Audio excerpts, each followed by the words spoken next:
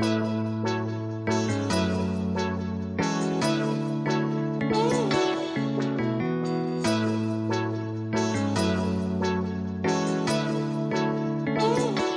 guys, welcome back to the channel. As you guys can see, we are in the third bay, and that is because the Corvette is outside. So today's kind of a two-parter video. The first part is, does the lift work? So yesterday I actually tore apart the lift on the driver's side. I removed the ram. You guys see a picture here. I fully drained it this time, so the shaft as well as the cylinder that shaft goes into, I drained both of those. And maybe that's kind of what led to that thing leaking really bad last time. I don't know.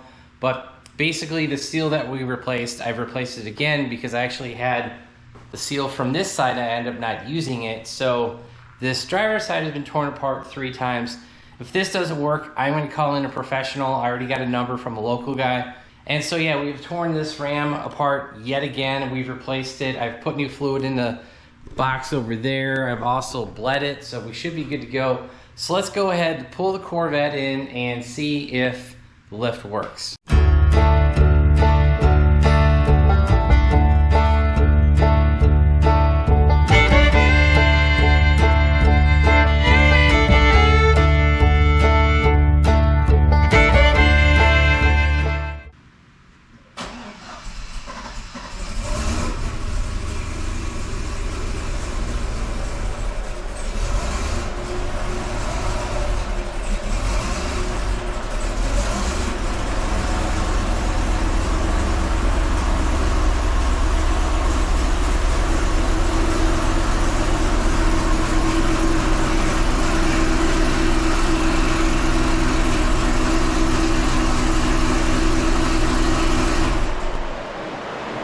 Alright guys, I've gotten the Corvette centered on a lift. I have the arms underneath the car and everything is good to go. So let's go ahead and try to see if this thing's going to leak or not. So let's put some weight on the lift and see if it goes up.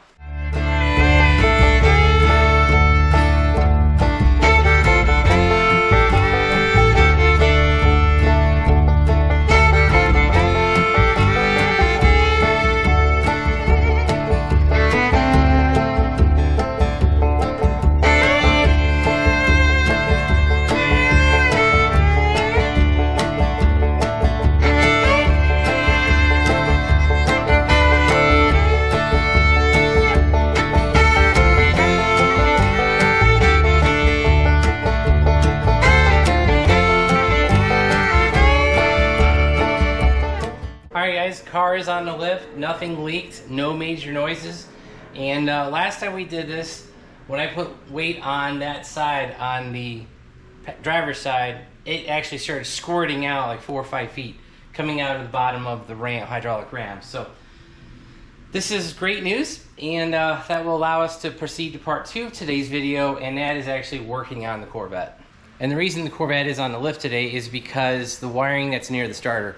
Guys, when I did the engine swap just about a year ago, I actually did a lot of heat protection on all that wiring. So the wiring that goes to the oil level sensor in the pan, the knock sensor that's right above the starter, all the wiring going to the starter, and I think there's another wiring sensor down there too. I'm not really sure what it plugs into, but maybe it's the crank position sensor. Yeah, so there's like 4 or 5 wires down there, and particularly the battery cables. You guys know that I've had issues with batteries in this car.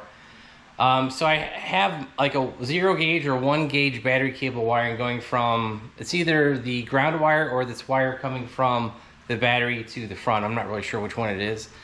But I was under the car and I saw the header had basically melted all of the sheath, the loom. This stuff, this is that Tech Flex loom. I'd put that on that wire thinking that would be fine, but basically all of this is melted off. And also the heat protection that I had on all that wiring near the starter, so the knock sensor, the crank position sensor, all that stuff has melted as well. So unfortunately, what we're going to have to do is take the coil packs, the spark plugs, the header, and get that all out of the way, drop that out the bottom of the car. That's why we wanted it back on the lift, and basically tear all that wire apart.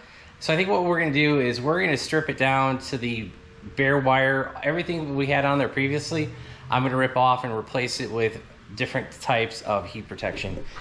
You guys will know, you know, we have that standardized aluminum heat sheeting. This is actually for the starter itself. There's some of the tubing, but this is mostly what I want to use. This is from, I think I got this from Improved Racing RaceFlux, and this is basically a fiberglass heat sleeve with a nylon outer protection on it, so it's you know, it's really high temp. And all the stuff that we've used in the past, like I said, is basically melted. Now the car is running just fine. It starts no problem, but when I did go for one of my test drives, I did see some smoke under the hood. Got under the car, looked at it with a flashlight, and all that smoke was all that heat protection that we'd done previously had all melted and basically almost caught fire, but not quite. So that's why I was like, okay, once we get the car running well enough, I want to get the lift fixed. And now we're finally at that point where everything's finally done, that we can start on this wire protection near the starter. So, all right guys, so if you can see the line next to the starter, the one right in the middle there, that line is nice and toasty. Now, like I said, it's just the outer sheath. It's not the cable itself. I don't see any copper coming through, so I think I could just go ahead, disconnect that, put some fire sleever on it, and that would be good. This is the one that we really need to be concerned about. And yeah, so that outer, basically all the outer tape. So it looks like I could see the reflective foil fiberglass reinforced that I had like 3 layers deep. That's all been kind of melted. I'd put a layer of heat shrink tubing on the outside, and then I put tape on it. So yeah, like this thing, it's fried. I don't know if it's just due to the fact that it's really close to the header. Yeah, let's go ahead and get the Corvette taken apart, and we're gonna start to repair this. All right guys, you'll see that I did get the passenger side header out. You will also see this massive pile of melted shrink wrap and heat protective sleeve and the TechFlex wire loom as well. And as you can see up here, that is because I did get all of the melted wire loom and everything off of here. Guys, this stuff was, the wires look fine. They do look severely dirty, which I will totally agree with that. I really could clean them up, but just for this project, all we want to do is we're gonna loom these, tape them, plug them in, and that's pretty much it. Oh, and then put heat protective sleeve on the end of here, as well as this battery cable. So that's pretty much it. You know, I just want to show you kind of the after effect that, you know, all this stuff down here was crispy because this wire harness was super thick. I had so much heat protective stuff on here that this wire harness was not flexible anymore, and it basically kind of self-positioned itself right next to the header. So what we're going to do this time, we're going to go a little lighter on it and just put some sleeve, some like this protective sleeve on the outside of it, and try to keep it as far away from the exhaust as possible. Oh, and another change. You guys will see both of these battery cables have a 45 end on it.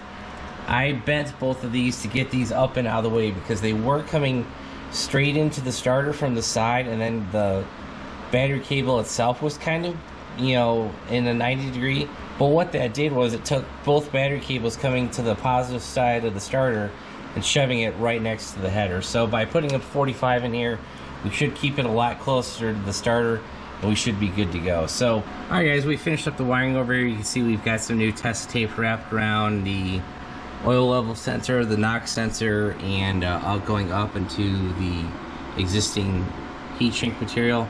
And the biggest change actually is this additional heat sleeve that we've put on the third battery cable. There's 2 that go to the positive end of the starter. One did not have this, but now they both do.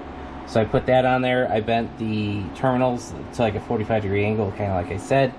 And yeah, so that puts everything a lot closer to the block. One of these battery cables was literally coming like straight out and then turning. So hopefully with this 45 degree bend here and this being a lot closer to the starter, you know, I think we should be good to go. So, all right guys, that's gonna be a wrap on wrapping the wires and taking all that crispy stuff off. I did actually discover another problem, but we're gonna leave that into another video. I think we're gonna do that next week. It might be the week after, depends on timing of things. But yeah, so the car's back on the lift, the wire loom, all that stuff's been taken care of, all that nasty burnt rubber and heat shrink and all that stuff basically is all gone. Guys, I'll be honest, I think I caused my own problem, and what I had done was I tried to protect that area as much as I could without the engine being in the car. And when I put like 2 or 3, 4 layers of heat shrink material, whether it's you know, that TechFlex sheathing, then he put some you know, heat protection sleeve over that, and then some of that was arcing against the starter, so I put some heat shrink material over that. We made that harness probably 4 times the size it's supposed to be, and even when I tried to move it, it just wouldn't move. It stood right next to the header, you know, and that basically cooked itself. So the way we did it this time, you know, we used a lot less material. It was a lot more flexible, and it ran the way the OEM did it. And this is how I should have done it to begin with. So yeah, if you guys like this video, hit that like button. If you want to see that update of the problem that we found, hit that subscribe button, turn on your bell notifications. If you guys want to help support the channel, check out all the links down below. Try to have links to everything that we used today, the heat sleeve, the Tessa tape, the heat shrink material, all that. And also make sure you check out our website, BonecrrusherSS.com. Any support you can give there goes right back into the channel, the projects, and fixing things that we kind of broke yourself. So, you know, it is what it is, but that's gonna be it. Thanks, guys. Have a great one.